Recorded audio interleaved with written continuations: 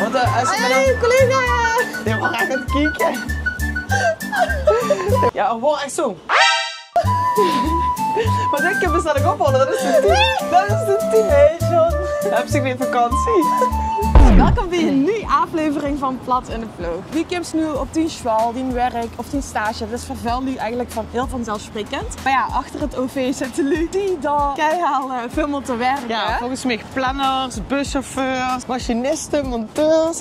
Ja, er werken zoveel lui. Daar hebben we eigenlijk graag een idee van. Want wij beslissen eigenlijk wie het openbaar vervoer geregeld is. Nou, dat werd dus op provinciaal niveau geregeld. En daarvoor zijn we vandaag bij het gouvernement. Hoi! Leuk dat je kijkt naar Plat in de Ploeg. Ik ben Lotte uit Limburg en samen met mijn bestie Suus gewoon weer aan de gang. In Plat in de Ploeg sloegen we ons uit in verschillende beroepen. Van werken bij de televisie tot het runnen van een kinderopvang. Dus Suus zit in Plat in de Ploeg. Ik ga in een afspraak met de persoon die over het OV gaat in de provincie. Ik ben vandaag op het provinciehuis. Van hier samen met... Ik ben Jasper Kunstleers, ik ben de gedeputeerde in deze provincie voor mobiliteit, voor cultuur en erfgoed en voor landbouw. Wat is mobiliteit? Ja, dat is alles wat zich mij beweegt. Voor iedereen, of ze nou op de fiets stapt zijn, op het fietspad, verroetgijs of in de bus stapt of in de trein. Ook de weg waar ze oprit. Niet ieder dorp is even goed bereikbaar in Limburg. Wat kunt jij eraan doen? Ja, zijn van de grote uitdagingen toen ik 2 jaar geleden aan deze baan mocht beginnen. Zorg nu dat op het platteland, in de dorpen, dat door de bereikbaarheid, zeker met het openbaar vervoer, dat die verbetert. Rond Venlo en Venrooy, tussen die dorpen, zijn we echt met een nieuwe pilot bezig met een vlindersysteem. Wat moet ik me voorstellen die een vlindersysteem? Ja, en als ze op een bepaalde bushalte steeds kunnen bellen, dan komt het busje nog dicht toe. En dat riet altijd naar het station. Sommige lui vinden het OV best wel duur. Kent je dat gaat aan doen? 2 jaar geleden gezorgd dat de prijzen niet hoger worden in het OV. Landelijk is dat niet gelukt bijvoorbeeld voor de Nederlandse spoorwegen, maar bij Arriva zijn toen de prijzen wel gelijk gebleven. Dus hebben we een aantal nieuwe regelingen. Kinderen tot 12 jaar gratis, jongeren tot en met 18 jaar met korting. En voor mensen die een minimuminkomen hebben we gratis OV. We hebben natuurlijk de verbinding tussen Remeun en richting Nijmegen, het boemeltje. Ja. Liggen er plannen voor een andere trein? Ja, zeker. Het boemeltje tussen Remunt en Nijmegen, oftewel de Maaslijn, zoals dat ook officieel heet. Doorbuurt 24 juni. Dus dat is bijna. Ik geloof dat we heel even... Dat is 2 maanden geleden als dit weer doet gezonden. Op 24 juni is de Maaslijn en zijn de werken geopend. Dus zien we ook echt aan de slag. Wordt er verdubbeld, wordt er geëlektrificeerd. Dus er iets niet meer in een dieselboemeltje, maar in een elektrisch boemeltje. Ja. En dan ga je ook veel sneller. Dus met meer comfort. Dus en de treinstellen weer beter. Er komen snellere treinen en betere treinen. Dus we gaan nu werken en dan duurt dat 2 jaar voordat het daadwerkelijk riet. Dus dat is grote werken, maar...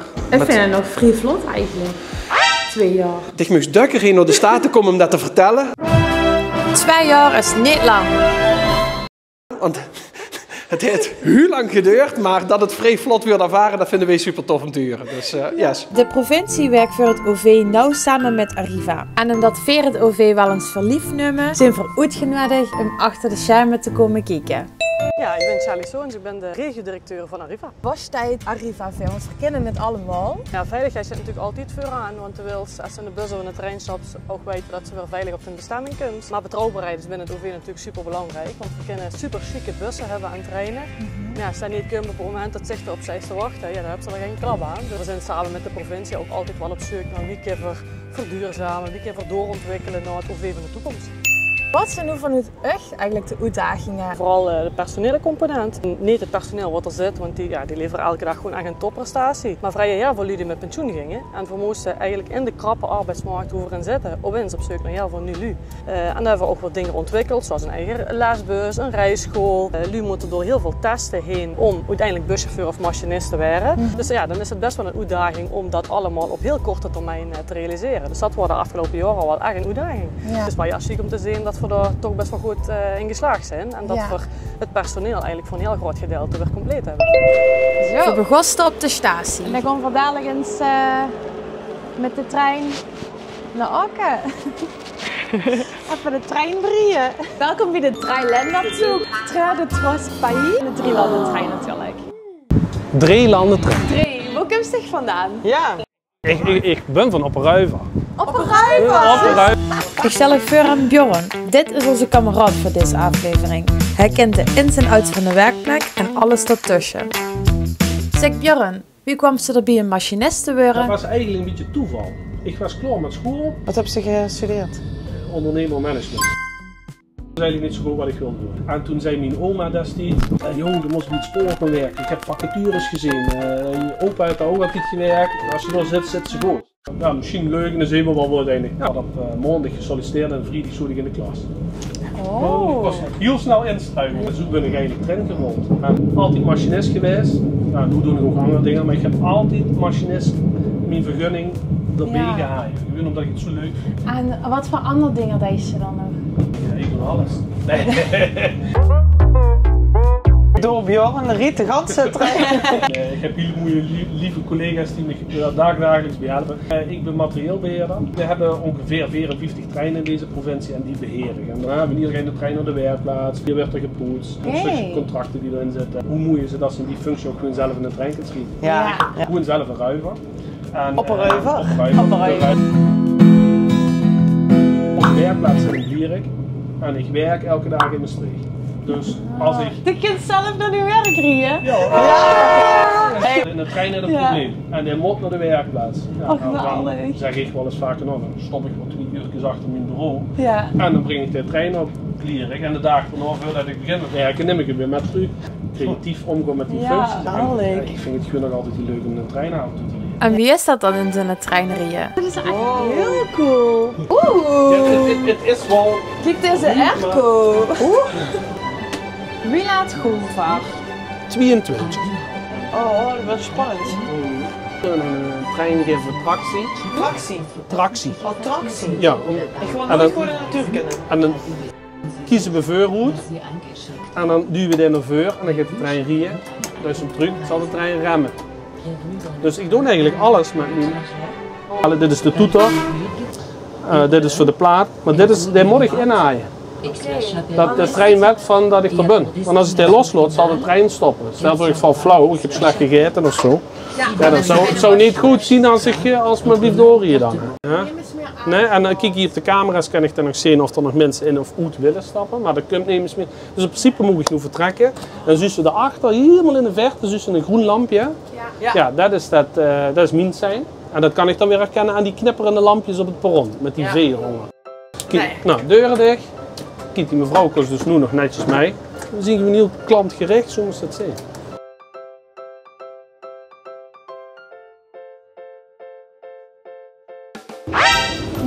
Wat ik doen?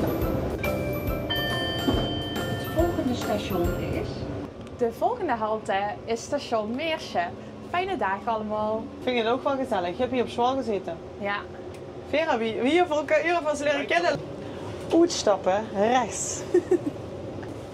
Kennen we dat of wie deze dat? Dag collega. Nu wordt het toch wel tijd voor lunchpauze. Hey collega's. Hallo. Goeiedag.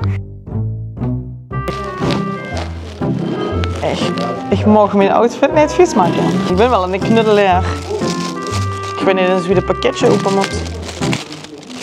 En gaat socializen met collega's. Mag ik er eens naartoe? Streek, Ramon, de streek zet al klaar. Weekend. Hoppa! Ik wens je nog een fijne dag. Hey, bedankt. Werkzaam. Spoorviewer. Ja, dan kunnen we zien hoe de treintjes rieken. Dit is iets wat onze verkeersleiding gebruikt, maar we gaan overal mee, dus ik kijk altijd naar. Als we nu hieronder kijken, dan is het Maastricht. En dat zijn die linkjes, dat zijn alle sporen. Nummertjes was ze juist, dat is een trein naar Riet. Dus deze trein, die komt hier dadelijk op spoor 4 binnen. Ah, ik waar ook gaat. Ja, Daar. dat gaat er. Nu we van alles even de treinen weten, is de bus aan de beurt. Maar dat wordt gelijk in de challenge. Dat is een beetje mijn broek. Met angst. Ja. Zie je hoe groot die bus is? We zijn hier met Hans Theo, hè? Niet de cabaretier, wel de buschauffeur. Waar komt zich vandaan? Ik kom van Echel. Wat is die rol bij Arriva? Ik ben rie-instructeur voor de bus. Dat doe ik 15 jaar ongeveer. Ik heb nog wat tussendoor bus gereden. Maar ik zit op dit moment ruim 34 jaar in het openbaar vervoer. U bent bij het OV gekomen. Ik heb ooit vroeger een sociale opleiding gedaan. Ik ben in 1990 begonnen met busrijden. Nooit spijt van gehad, zo te zien. Nog nooit spijt van gehad. Nee. Er zijn veel mensen die iets anders gedaan hebben. En die we de laatste jaren allemaal zien binnenkomen. En die echt zeggen, dit had je gewoon 20 jaar eerder moeten doen. Dus er zijn veel lui wat die switch maken. De Rietse Gansenaar, daar komt mensen tegen die ze al jaren niet meer gezien hebben. Oude klasgenoten stappen bij dicht op de halte in, dicht op de bus. Ja, en die denken ze echt van, ik wou toch vroeger dit doen, of de was toch dat doen. De wordt niet na, de wordt niet smerig, de Rietse Gansenaar niet rond. De werk is onregelmatig en dat heeft zijn vuur en zijn noordheden natuurlijk. Je geniet van alles wat ze zus. In de challenge Battle ligt tegen Suus om erachter te komen bij het bus het gewerkt in de ploeg. We gaan naar de grieën en we rijden naar het vliegveld toe. Ja. Is dat niet even de autoweg? Ja, wie komt ze er anders dan? Je kind hebben ze nog zo'n weg neven de autobaan. De cruisebaan. Dat is een vluchtstrook. Riet einde naar het vliegveld en einde riet terug. Oh my god! Gewoon loesteren naar wat ik zeg. Ja, ik heb dat allemaal goed. Heb ze nog tips voor ons met het busrijden? Goed loesteren naar mij. Oh ja. Dus zeg maar nevendig zou zitten in een gewone bus, maar dit is echt een lesbus. Dit is echt een les. Het staat erop hè. Ja. Even voor een paar kleine dingen. Ja. Zoals je ziet, zit je voor de wielen. De auto zit erachter, vrachtwagen zit erop en de bus zit ervoor. Dat betekent dat we later gaan sturen. Dat betekent dat we af en toe met de vuuroverbouw over een trottoir heen draaien of een vluchtheuvel heen draaien. Dat beste niet. Dat moet, want anders maken we de bocht te kort. Dan gaan we met de achterwielen over de stoep heen. En misschien als er een verkeersbord aan de binnenkant zit, zou er dan nog een route kunnen betekenen die eraan gaat. We gaan beginnen. 3, 2, 1. Tijd voor de challenge. Ik was beginnen. Oké. Kom maar. Neem plaats. Hey Lotte. Ja. Succes hè. Dank je. Oh, dat is echt een mega pedaal. Yes. En nou de voet op de rem zetten. Wat is de rem? Dat is de rem. Op de grond, dan moet ze even met die voet op gaan staan. Wacht. Waar moet ik met mijn voet op staan? De ronde dingen, daar op de grond. Hans, goeiedag. Goeiedag. Ik kom vandaag op Riles. Voor de eerste reles. Ja, zo voelt het wel weer. Even kijken, de voet op de rem. Dit gaat omhoog en omlaag. Ja, dat is beter voor die in de rug. Ah, goed. Ja, we dachten met allemaal die druipels. En dan trekt ze stuur naar dich toe. Hoger. Nog hoger. Ja, stop. Zo? Laat maar staan. Ja, en dan, oh, yes, ja. Perfect. Je kan het makkelijk. Doe maar, laat hem maar recht doorlopen. Beetje terugdraaien. Geef maar eens linksrichting, ja. En liefst een beetje in de midden. En dan komen we. En dan rem maar eens in een keer. Stop. Ja. Niks aan. Wel de handen en het stuur gooien. Oh ja. Ja? Dan ga je langzaam naar links draaien. Drive. Oké, maar Wie, ik zie een achter niet trouwens. Of is dat alleen voor de lu? Is niet veel achterdoor. Eigenlijk voor de mensen. Ah ja, dus ik moet de lu in de gaten houden. Iets meer op de weg rijden. Iets naar links. Iets meer naar links? Ja. Zet hem op de weg. Gans op de weg. Kun je parkeren? Nee, dat klopt. Dan ga ik meer ruimte pakken. Ja. Ja, wel niet te veel, maar even goed. Wat hè? Putjes rieën. Putjes rieën? Dat zei mijn pap tegen me als ik in de caravan riep. Oh ja. Kijk, Suus, hier moet ik later indraaien. Eerst kijken wat eruit komt. Oh ja. Komt er niks aan? Komt niks. Nee, dan gaan we gewoon door.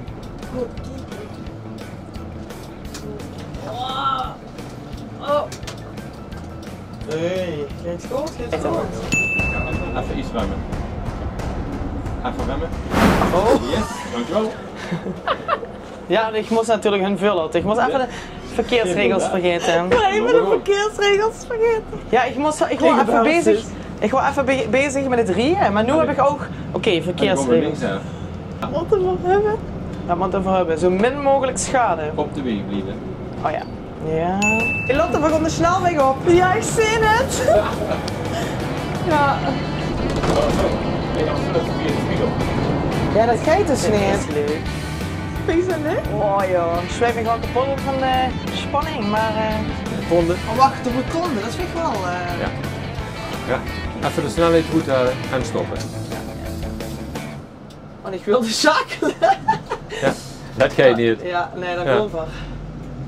Wachten met rijden, wachten met rijden. Oh, Door naartoe.